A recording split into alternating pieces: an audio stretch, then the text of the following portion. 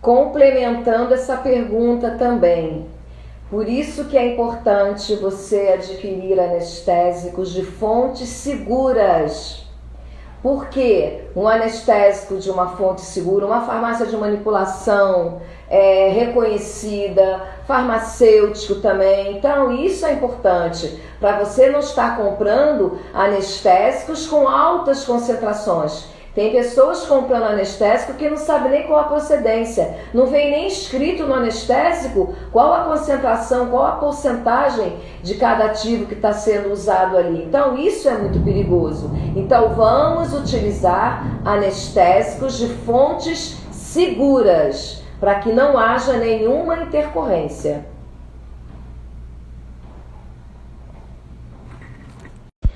O ideal é estarmos trabalhando com anestésicos nas concentrações corretas, permitidas, concentrações baixas.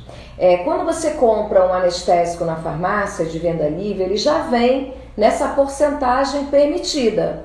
Quando você manda manipular, o farmacêutico ele tem esse conhecimento, ele sabe que vai usar a concentração exata e permitida. Por quê? O nosso anestésico ele não pode ser 100% indolor, porque nós estamos trabalhando com um anestésico tópico, o nosso trabalho é um trabalho que não pode ser muito prolongado, por isso não existe essa necessidade de concentrações altas, e são as concentrações altas que trazem intercorrências sérias. Então, vamos complementar essa pergunta também.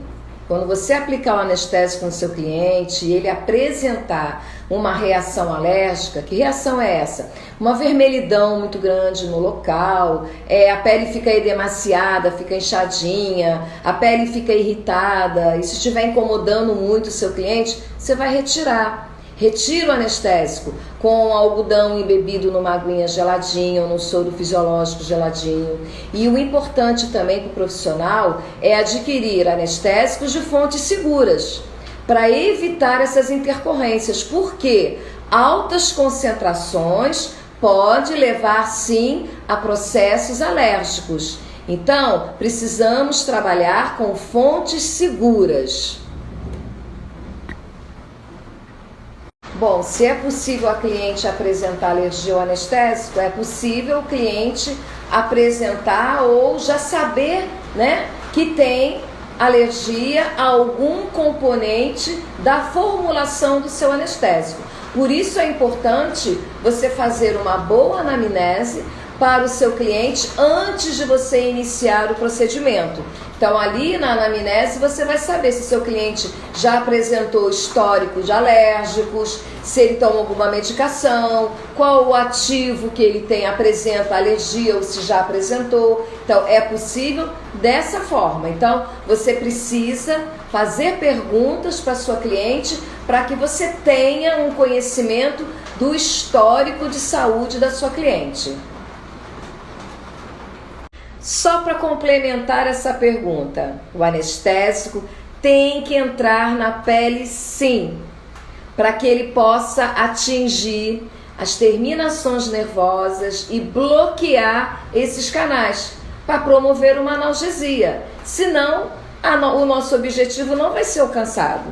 Então, o anestésico entra na pele sim. O anestésico para pele fechada, em algum momento ele vai ter que entrar na pele para atingir essas terminações nervosas, senão nós não teremos o efeito desejado. A questão do anestésico em pele aberta, em pele fechada, ele está relacionado a quê? Pele fechada, quando você aplica um anestésico, ele vai demorar um pouco mais para agir. Por quê? Porque a pele ainda não apresenta microfurinhos para que esse anestésico penetre com mais facilidade. Quando a pele já está aberta, ela já apresenta esses microfurinhos. Então, o anestésico vai entrar com mais facilidade, vai atingir mais rapidamente essas terminações nervosas e promovendo uma analgesia mais rapidamente. Essa é a diferença. Pele fechada, o anestésico demora um pouquinho mais para agir. Pele aberta, o anestésico vai agir mais rapidamente, porque ele já apresenta um local fácil para ele penetrar na pele. Se o mesmo anestésico que eu uso na micropigmentação eu posso usar na despigmentação, posso sim, são os mesmos anestésicos. Para micropigmentação de sobrancelhas, para despigmentação, para micropigmentação labial. Na verdade, eu tenho um anestésico que eu uso para tudo, não só para os trabalhos de micropigmentação, mas também para os meus tratamentos estéticos. Então, eu tenho um único anestésico que eu uso ele para tudo.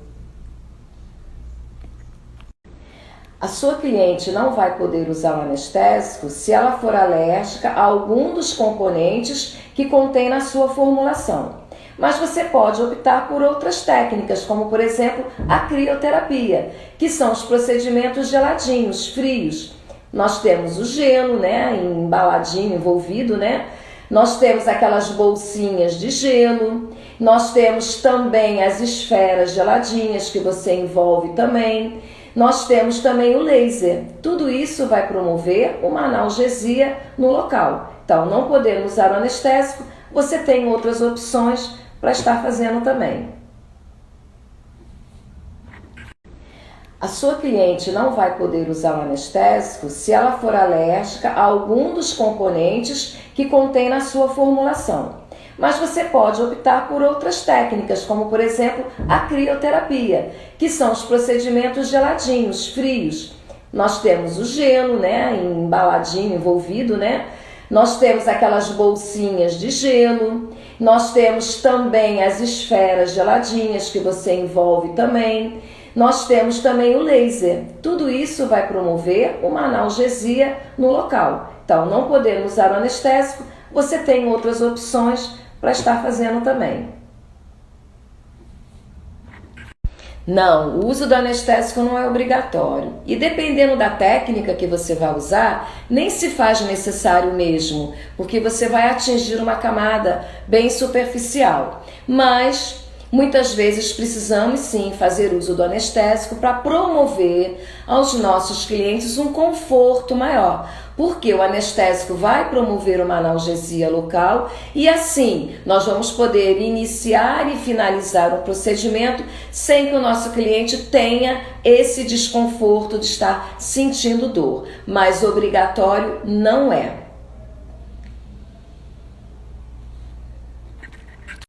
O método de aplicação do anestésico, ele varia muito, porque depende de cada profissional. Cada profissional trabalha de uma maneira.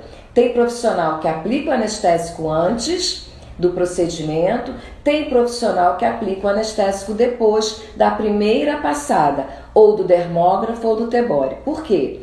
Porque depois da primeira passada, já tem um pigmento implantado, mesmo que suave, e a pele também já tem alguns micro furinhos ali da agulhinha ou da lâmina. Então, o que vai acontecer? O anestésico vai ter uma permeação mais rápida, promovendo uma analgesia mais rápida também. Mas isso depende de cada profissional.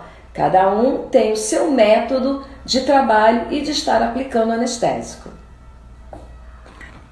Só para esclarecer em relação à epinefrina, que eu disse que ela não é um anestésico, ela é uma substância que promove uma vasoconstrição, fechando o vaso sanguíneo para que o anestésico permaneça mais tempo naquele local e que ele não se espalhe para outras áreas. Por isso fica branquinho em volta da sobrancelha ou do trabalho que a gente esteja fazendo com o anestésico que contém epinefrina. Porém, epinefrina nada mais é do que a adrenalina, que nós liberamos no nosso organismo através também das glândulas adrenais. Outra coisa importante é você adquirir o seu anestésico de uma fonte segura, ou você compra numa farmácia em venda livre, e se você mandar manipular, que seja por uma farmácia de manipulação segura, com um farmacêutico também seguro, que vai fazer uma manipulação da forma correta e na concentração correta.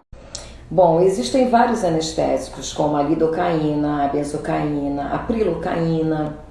A epinefrina, ela é usada muitas vezes na formulação, mas ela não é um anestésico.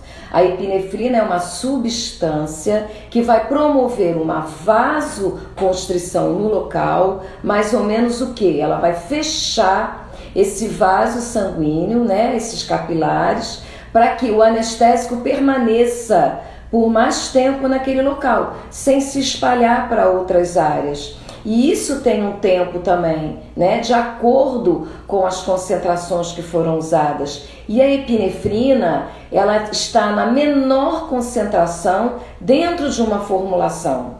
Então, o que eu indico, na verdade, como anestésico, é aquele anestésico seguro. Que anestésico eu indico? Bom, primeiramente é importante saber como funciona o anestésico e que ele é uma substância medicamentosa. E como ele age, né? Ele vai entrando, ele vai penetrando na pele, ele vai penetrando até atingir aquelas pequenas ramificações nervosas e começar a provocar um bloqueio nesses canais, promovendo uma analgesia local. E esse período, e isso tem um tempo determinado, na verdade, de acordo com as concentrações que foram usadas nessa formulação, que não podem ser concentrações muito altas.